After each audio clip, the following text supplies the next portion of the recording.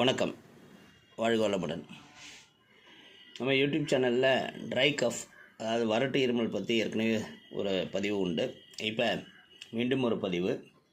ஏன்னா சில விஷயங்கள் புரிவதற்கு நாம் மீண்டும் மீண்டும் சொல்வது, நல்ல விஷயத்தை திரும்ப சொல்வதில் தப்பே இல்லை. அதனால் மறுபடியும் வறட்டு இருமல் பற்றி ஒரு பதிவு படித்தேன், அதை உங்களுக்கு சொல்கிறேன். அதில் வறட்டு இருமல் காரணமும் தீர்வுங்கிறது தலைப்பு. சரி, அந்த பதிவு பார்க்கலாம். ஒவ்வொரு முறை தூசிகள் நுரையீரல், தொண்டை அல்லது சுவாச பாதையில் நுழையும் போது உடல் அந்த பொருளை இருமலின் மூலம் வெளிக்கொணர முயற்சி பண்ணும். வறட்டு இருமலுக்கும் அப்படித்தான். சிலருக்கு இரவு நேரத்தில் மட்டும் இருமல் வரும். அதுவும் நன்கு ஆழ்ந்து தூங்கி கொண்டிருக்கும் போது திடீரென்று தொண்டையில் ஏதோ சிக்கி கொண்டது போல் இருமல் கடுமையாக இருக்கும். வறட்டு இருமல் பல காரணங்களால் வரும். இந்த வறட்டு இருமலை போக்க வேண்டுமானால் முதலில் அதற்கான காரணத்தை அறிந்து கொள்ள வேண்டியது மிகவும் அவசியம். மேலும் ஒருவருக்கு வரும் இருமல் வறட்சியால் தான் ஏற்படுகிறது என்பதை ஒரு சில அறிகுறிகள் கொண்டும் அறிந்து கொள்ளலாம். வறட்டு இருமலுக்கு என்று மருந்து மாத்திரைகள் எதுவும் எடுக்காதீர்கள். இத்தகைய பிரச்சனைகளுக்கு இயற்கை வழிகளின் மூலம் தீர்வு காண்பதே சிறந்தது. ஒருவருக்கு எதனால் வறட்டு இருமல் வருகிறது, அதற்கான அறிகுறிகள் மற்றும் தடுக்கும் சில இயற்கை வழிகள் கொஞ்சம் பார்க்கலாம். அதாவது வறட்டு இருமல் எதனால் வருகிறதுங்கிறத முதல்ல தெரிஞ்சுக்கலாம். சுவாச பாதையில் உள்ள தொற்றுகள் இருந்தால் அதனால் வரும். சைனஸ் பிரச்சனை இருந்தால் வரும். நிமோனியா இருந்தால் வரும். தூசி அல்லது மகரந்தத்திற்கு அலர்ஜி என்றால் வறட்டு இருமல் வரலாம். வறட்டு இருமல் வந்ததுக்கான அறிகுறின்னா சளி வெளிவராது, தொண்டை வறண்டு புண்ணாக இருக்கும், மிகுதியான களைப்பு இருக்கும், பலவீனமான நோய் எதிர்ப்பு மண்டலம், எரிச்சலூட்டும் தன்மை. இப்போது வறட்டு இருமலுக்கான சில இயற்கை நிவாரணத்தையும் பார்த்துருவோம். காலமாக வறட்டு இருமலுக்கு மேற்கொள்ளப்படும் இயற்கை சிகிச்சைங்கிறது மஞ்சள் கலந்த பால். அதற்கு ஒரு டம்ளர் வெதுவெதுப்பான பாலில் ஒரு சிட்டிகை மஞ்சள் தூள் சேர்த்து கலந்து குடிக்க வேண்டும்.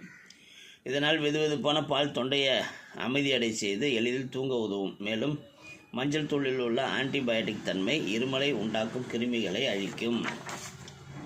ஒரு டம்ளர் நீரில் சோம்பு அல்லது பட்டையை போட்டு கொதிக்க வைத்து அந்நீரை வடிகட்டி குடிப்பதன் மூலம் வறட்டு இருமல் போய்விடும். வேண்டுமானால் சுடுநீரில் சிறிது இஞ்சியும் சேர்த்து கொதிக்க வைத்து குடிக்கலாம். முக்கியமாக சுவை வேண்டும் என்று விரும்புபவர்கள் தேனை சேர்த்து கொள்ளலாம். இதுக்கு ஒரு மசாலா டீன்னு பேரும் வைக்கலாம். துளசி சக்தி வாய்ந்த ஆன்டிபாக்டீரியல் மற்றும் ஆன்டி ஆக்சிடென்ட் உள்ளது. இது தொண்டையில் உள்ள கரகரப்பு மற்றும் வறட்டு இருமலை சரி செய்யும். அதற்கு துளசி இலைகளை சிறிது வாயில் போட்டு மென்று விழுங்கலாம், அல்லது துளசி இலைகளை நீரில் போட்டு கொதிக்க வைத்து தேன் கலந்து குடிக்கலாம். தேனில் உள்ள உட்பொருள்கள் வறட்டு இருமலிலிருந்து உடனடியாக நிவாரணம் அளிக்கும். அதற்கு 1 டேபிள் ஸ்பூன் எலுமிச்சைச்சாறுடன் 2 டேபிள் ஸ்பூன் தேங்காய் எண்ணெய் மற்றும் 5 டேபிள் ஸ்பூன் தேன் கலந்து 2 நிமிடம் சூடேற்றி பின் உட்கொள்ள வேண்டும். இதனால் நோய் எதிர்ப்பு சக்தி அதிகரித்து வறட்டு இருமலிலிருந்து விடுபடலான்னு இயற்கையாக நம்ம வீட்டு வைத்தியமாக வறட்டு இருமலை தடுப்பதற்கான சில வழிகளையும் சொல்லியிருக்காங்க. ஆனால் நான் அது கூட சேர்த்து சொல்கிறது வறட்சிங்கும் போதே எதனால் வறட்சி, தண்ணி பற்றாக்குறையினால் வறட்சி, மலக்குடலில் சூடு இருக்கிறதுனால வறட்சிங்கிறத புரிஞ்சுக்கிங்க. அதனால் மலச்சிக்கலை தவிர்ப்பதற்கான உணவுகளை எடுத்துக்கொள்ளுங்கள். மலம் இழக்கும் உணவுகளை எடுத்துக்கொள்ளுங்கள். இது இல்லாமல் தண்ணீர் நிறையா குடிங்க. குறைஞ்சது 3லிருந்து 4 லிட்டர் தண்ணி குடிங்க. அன்றைக்கே வறட்டு இருமல் சரியாகும். ஸோ இது நான் பலரிடமும் பிரயோகித்து பார்த்த ஒரு ஈஸி ஹோம் ரெமெடி.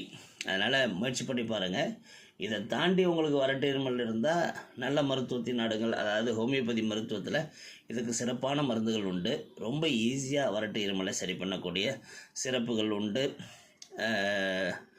நல்ல மருந்துகள் உண்டு. இனிமையான மருந்துகள், எளிமையான மருந்துகள் உண்டு. அதனால் நல்ல மருத்துவத்தை நாடுங்கள். நல்ல மருத்துவரையும் நாடுங்கள். வாழ்க வளமுடன்.